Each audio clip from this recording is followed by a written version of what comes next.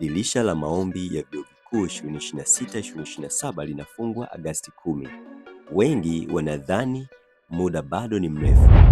Kumbe wiki moja tu imebaki. Na kila mwaka wanafunzi maelfu wanakosa nafasi, si kwa sababu hawana sifa, bali kwa sababu wamechelewa au wamekosa kidogo tu kwenye maombi.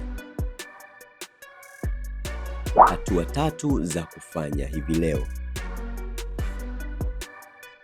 Namba 1, fungua akaunti kwenye mfumo wa chuo unachotaka kama bado haujafungua. Namba 2, hakikisha vyeti vyako, yaani namba za mtihani, zimeandikwa kwa usahihi. Namba 3, tuma maombi sasa. Usisubiri siku ya mwisho. Mifumo hujaa foleni na kupata hitilafu. Kama una swali lolote kuhusu maombi yako, andika kwenye comment, nitakusaidia. Na kama video hii imekusaidia, ishare kwa rafiki yako anayesubiri mpaka siku ya mwisho.